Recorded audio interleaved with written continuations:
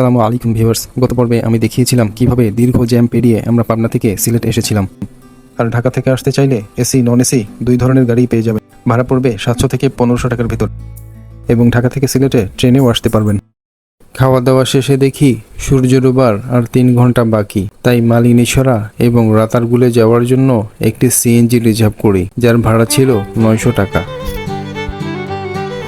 সিলেট শহর থেকে মালিনীছড়ার দূরত্ব প্রায় 4 কিলোমিটার, তাই যেতে সময় লাগবে 15 মিনিটের মতো। 1854 সালে স্থাপিত এই চা বাগান দেশের সবচেয়ে প্রাচীনতম চা বাগান।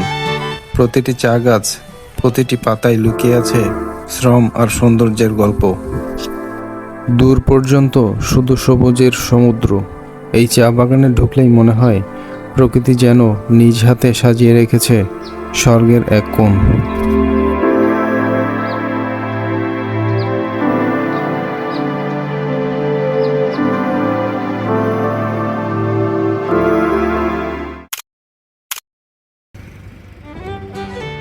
মালিনীছড়ার সবুজ মায়া পেছনে ফেলে আমরা এখন যাচ্ছি সিলেটের সুন্দরবন রাতারগুলে। গোয়াইন নদীর তীরে অবস্থিত এই প্রাকৃতিক জলাবন সিলেট শহর থেকে প্রায় 22 কিলোমিটার দূরে অবস্থিত। যেতে সময় লাগবে প্রায় 1 ঘন্টা।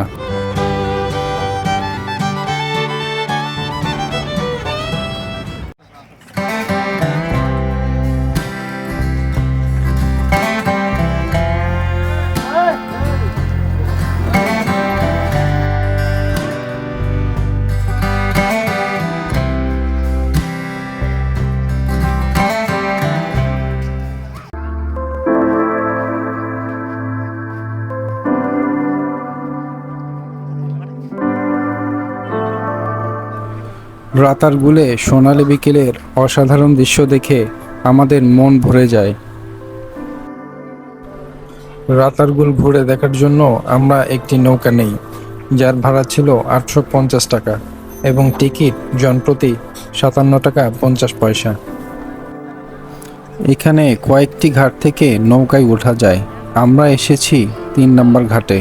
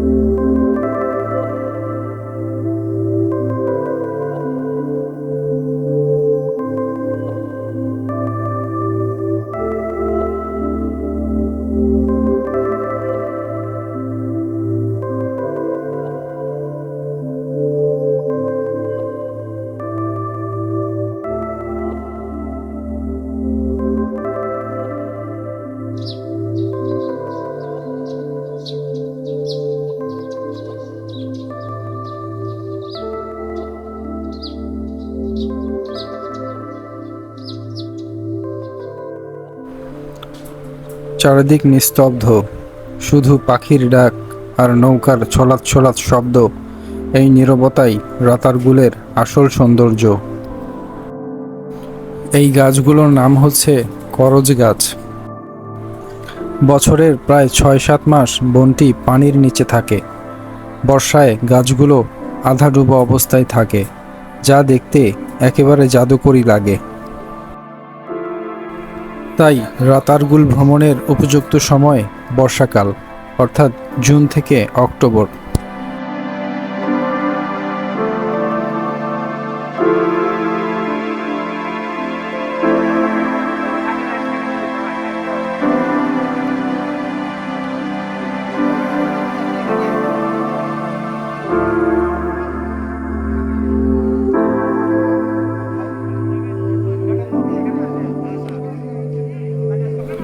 তিন দিকের নৌকা এসে এখানে জড়ো হয়।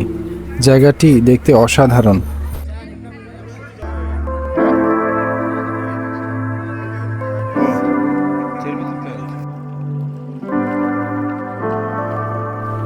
মাঝি নৌকা ঘুরিয়ে আমাদের আনন্দ দেওয়ার চেষ্টা করে।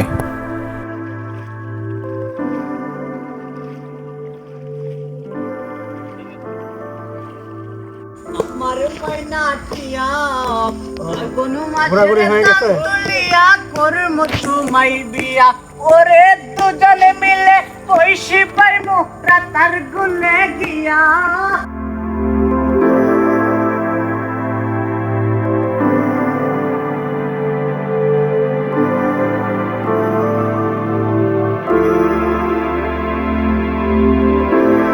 এখানে বিভিন্ন প্রজাতির পাখি, বানর, সাপ ও মাছ পাওয়া যায়। বিশেষ করে শীতকালে অভিবাসী পাখিদের ভিড় দেখা যায়।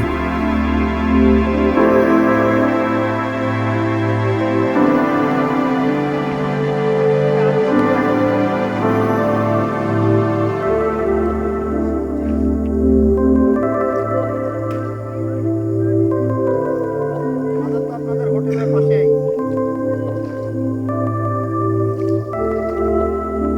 আচ্ছা ঠিক। সূর্যটা ধীরে ধীরে হারিয়ে যাচ্ছে রাতারগুলের গাছের ফাঁকে। একটি দিন শেষ হচ্ছে, কিন্তু এই দিনের স্মৃতিগুলো চিরকাল মনে থাকবে। প্রকৃতির এই নীরবতা, পানির এই ঢেউ মনে হয় শহরের সব ক্লান্তি মুছে দেয়।